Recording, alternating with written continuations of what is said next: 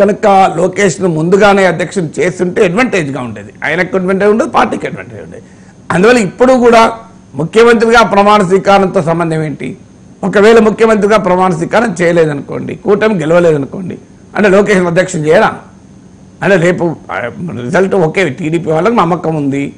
So కానీ రేపు result అయితే రాలే కదా, నమ్మకాలను బట్టి రాజకీయ పరిణామాలు ఉండవు కదా, ఫలితాలను బట్టి పరిణామాలు ఉంటాయి కదా. బట్ ఒక పాసిబిలిటీ 10% అనుకుందాం, 5% అనుకుందాం. ఒకవేళ కూటమికి అధికారం రాదు, చంద్రబాబు నాయుడు ముఖ్యమంత్రి కాదు, లోకేష్ ఎప్పుడు మరి పార్టీ నాయకత్వ పగ్గాలు చేపట్టేది? సో ఇక ఆయన ఇంకో 5 ఏళ్ళ కన్నా. సో అందువల్ల ఇప్పటికైనా ఆయన పార్టీ అధ్యక్షుని చేయాలి. ఎందుకు ఈ డిమాండ్ వస్తుంది అంటే, ఒకవేళ రేపు కూటమి గెలిచినా గెలవకపోయినా, గెలిస్తే మరీ ముఖ్యంగా పవన్ కళ్యాణ్ కూటమిలో నెంబర్ 2 ఉంటారు. చంద్రబాబు నాయుడు ముఖ్యమంత్రిగా, పవన్ కళ్యాణ్ ఉప ముఖ్యమంత్రిగా ఉంటాడు. భారతీయ జనతా పార్టీ కూడా పవన్ కళ్యాణ్కు సపోర్ట్గా ఉంటుంది. టీడీపీ కన్నా ఎక్కువ జనసేనకు సపోర్ట్గా ఉంటుంది. ఆంధ్రప్రదేశ్ రాజకీయ పరిణామాలను మలుపు తిప్పిన మ్యాన్ ఆఫ్ ద మ్యాచ్గా పవన్ కళ్యాణ్ పొలిటికల్ క్లౌడ్ కూడా గణనీయంగా పెరుగుతుంది.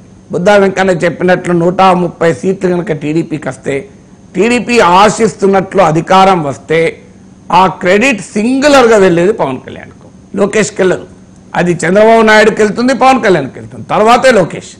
సో అందువల్ల పవన్ కళ్యాణ్ కూటమిలో చంద్రబాబు నాయుడు తర్వాత పొజిషన్లో ఉంటాడు కనుక లోకేష్ పొలిటికల్ ప్రొఫైల్ పెరగాలన్నా కూడా ఆయన క్యాబినెట్లో ఒక మంత్రిగా ఉంటే ఆ పొలిటికల్ ప్రొఫైల్ రాదు. ఎందుకంటే చంద్రబాబు నాయుడు ముఖ్యమంత్రి, పవన్ కళ్యాణ్ ఉప ముఖ్యమంత్రి, కూటమికి 2 టాప్ లీడర్సు.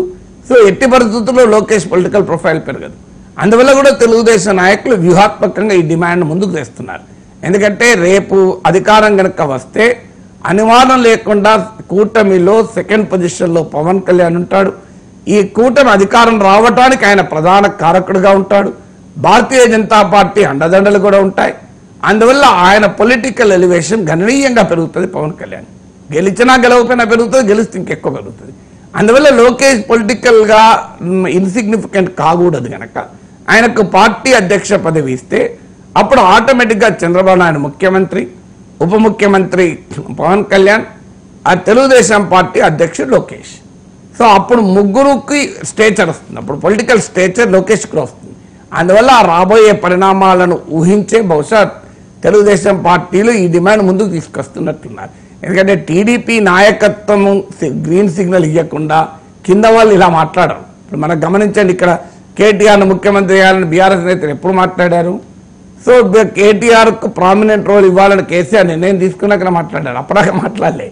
అందువల్ల నాయకత్వం వీళ్ళతో మాట్లాడిస్తుంది, ఒక రకంగా సిగ్నల్స్ పంపిస్తుంది. వాళ్ళు డైరెక్ట్గా మాట్లాడమని చెప్పినా చెప్పకపోయినా ఆ సిగ్నల్స్కి వీళ్ళు రియాక్ట్ అవుతుంటారు.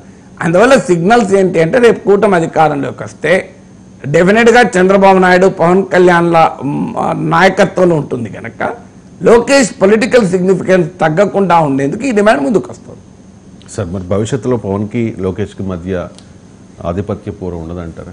ఎలా ఉంటుంది? ఇద్దరు ఒక పార్టీ కాదు కదా. అవును సార్, ఇద్దరు ఒకే పార్టీలో ఉంటే ఆధిపత్యం. అంటే పవన్ కళ్యాణ్ చెప్పారు సార్ గతంలో కూడా, రాబోయే ప్రభుత్వంలో జనసేనది బలమైన ముద్ర ఉంటుంది అని చెప్పి. బలమైన ముద్ర ఉండడం వేరు, ఆధిపత్య పోరు ఉండడం వేరు, రెండు వేరు వేరు. బలమైన ముద్ర ఖచ్చితంగా ఉంటుంది, కూటమిలో బలమైన ముద్ర ఖచ్చితంగా ఉంటుంది. అట్లంటే పురంధేశ్వర్ కూడా లోకేష్కి పోటీ కావాలి కదా, ఆధిపత్య పోరు. మరి బీజేపీ కూడా ఉంది కదా, ఓన్లీ జనసేన లేదు కదా.